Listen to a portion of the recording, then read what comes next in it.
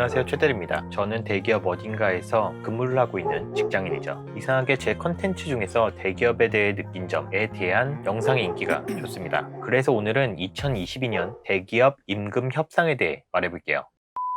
대부분의 대기업의 임금 협상은 이렇게 진행합니다. 사내 내규에 따름 대부분의 대기업은 1년에 대한 평가를 받고 평가 결과에 따라 다음 연도 초에 임금 협상을 진행합니다. 대기업은 사람이 많기 때문에 노동자를 대변하는 집단과 회사가 임금 협상을 진행하죠. 기본적인 가이드라인은 회사 규정에 명시되어 있지만 지금과 같은 인플레이션 시기나 사업 성과가 엄청나다면 그만큼 임금 상승률이 높습니다. 물론 사업 성과가 안 나면 연봉이 동결되는 경우도 많아요. 현재는 많은 대기업에서 높은 연봉 인상률을 제시하고 있습니다. 특히 IT 업계 같은 경우에는 이런 현상이 더 심화되고 있죠. 대표적으로 네카라 쿠베당토 같은 개발자 중심의 기업은 개발자의 인력난 때문에 서로 양질의 개발자를 모시고자 많은 연봉을 내세우며 서로 경쟁하고 있습니다. 그도 그럴 것이 현재 전 세계적으로 개발자가 많이 부족한 상황이에요. 그래서 높은 연봉과 많은 복지들을 내세우면서 서로 인재를 모시기 위해 노력하고 있죠. 개발자 입장에서는 당연히 좋습니다. 현재까지 한국에서 개발자는 좋지 못한 대우를 받은 것도 현실이죠. 대표적으로 카카오는 2022년에 연봉 상승률이 15%이고 네이버는 10%입니다. 이 숫자는 평균으로 보시면 돼요. 성과가 좋은 사람은 여기서 더 높은 상승률, 성과가 낮은 사람은 이보다 더 낮은 상승률이죠. 그러니까 제발 여기 다닌다고 술사라고. 다음으로 IT에서 제조업 기업들에 대해 말해볼게요. 대표적으로 반도체 관련 기업들에서 높은 연봉 인상률을 내세우고 있습니다. 최근 반도체가 엄청난 호황을 보이고 있는 데다가 SK하이닉스가 새로운 라인을 증설하고 있고 다른 반도체 관련 회사들로부터 반도체 관련 엔지니어 인력을 데려오기 위해 노력 중에 있습니다. 삼성전자 역시 평택의 라인을 증설하고 있기 때문에 인력을 빼앗기면 안 되고 오히려 더 데려와야 하는 상황이죠. 따라서 반도체 관련 회사들도 높은 연봉 인상률을 보이고 있어요. 대표적으로 국내 파운드리 업체인 DB하이텍은 신입사원의 초봉을 14.3% 인상해서 작년 삼성전자 신입사원 연봉과 동일한 수준으로 맞췄습니다. LG디스플레이는 8%의 연봉 인상률, LG전자는 8.2%이죠. 삼성전자는 9%의 연봉 인상률을 최근에 발표했고 SK하이닉스는 연봉 협상을 진행 중에 있어요. 종합하자면 제가 알아본 각 사의 연봉 상승률은 이와 같습니다. 현재 양질의 인재들을 모시기 위해서 각 대기업들은 연봉 상승률을 크게 높이는 중이에요. 이와 관련해서 발생하는 사회적 현상이 있습니다. 대한민국의 대기업들은 매년 매출액을 크게 높이면서 성장하고 있지만 중소기업들은 그렇지 못하죠. 따라서 연봉 차이도 심화되고 있어요.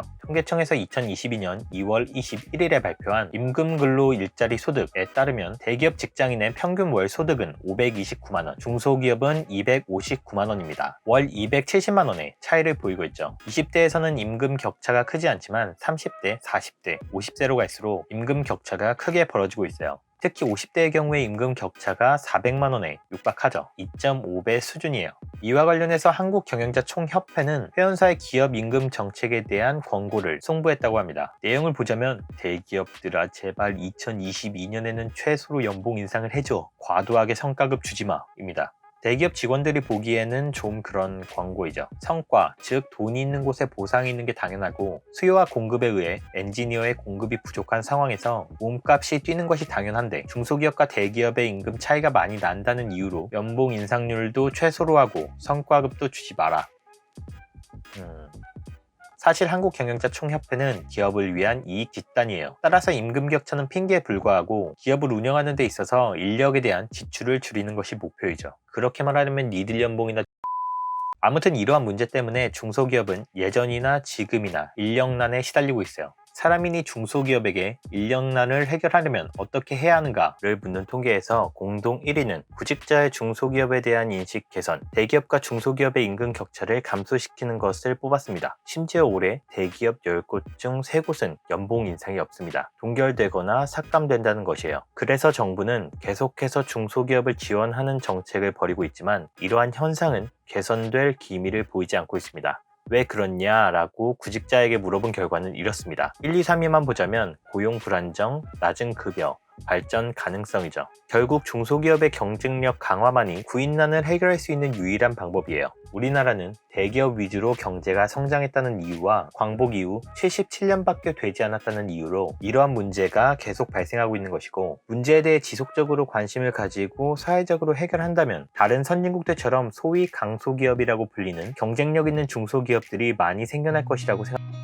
I've seen a lot of change, been through a lot of pain.